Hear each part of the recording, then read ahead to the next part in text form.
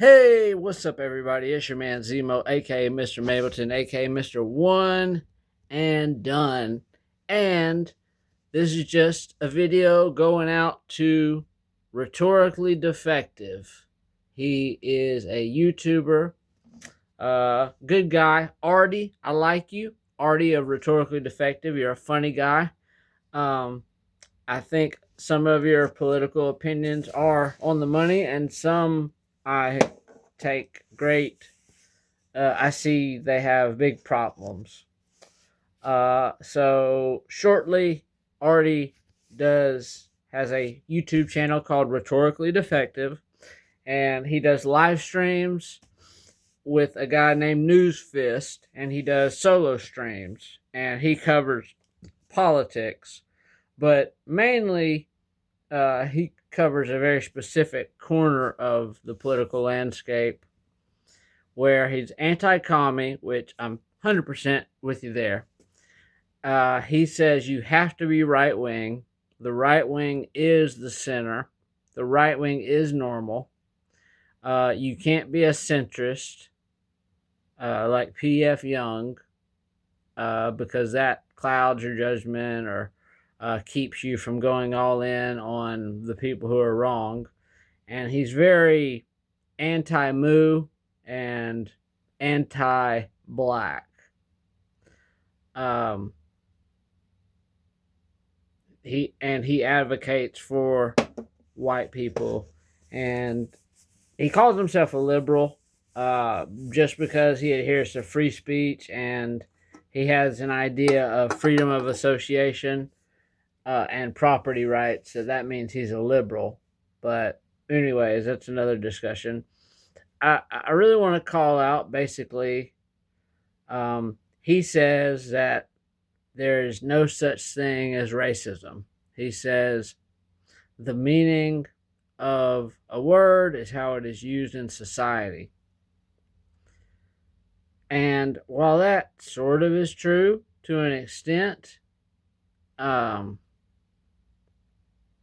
whatever you want to call it, if you want to call it unga bunga, racism exists. The problem I have is he's admitting or he's saying or claiming that people discriminate against whites, and I'm white, if you could not tell, even though I have a do-rag on. It slicks my hair back and holds it in place. I have curly hair. You should try it, white people. It's legit. It's a do-rag. It's for hairdos. Anyways,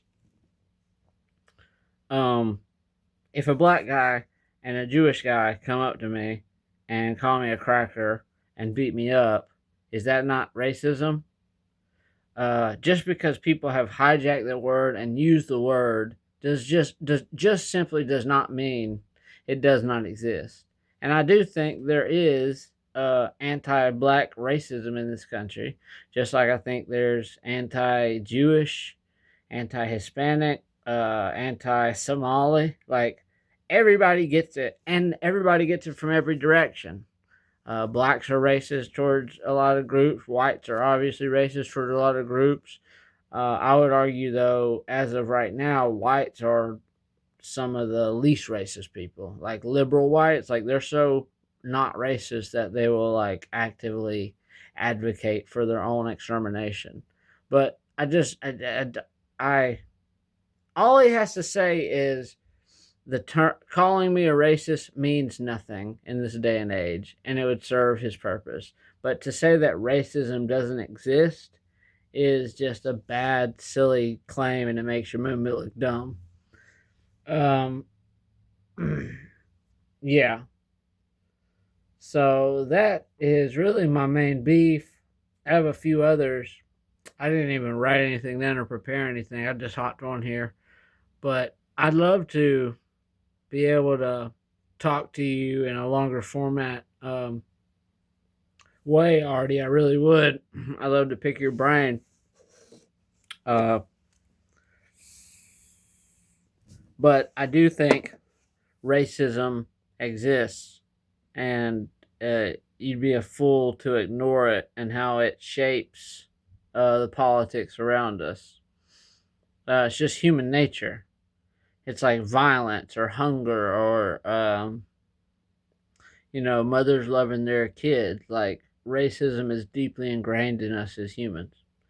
And the other thing I would say is the extreme uh, bad fate against blacks, against Moors.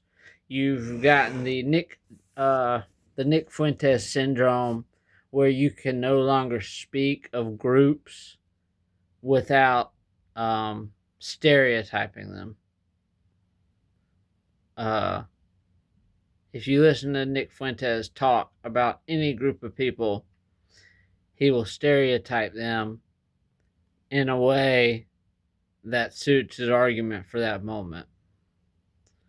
And it's a sneaky tactic, but it's very collectivist. And people, these post-liberal people,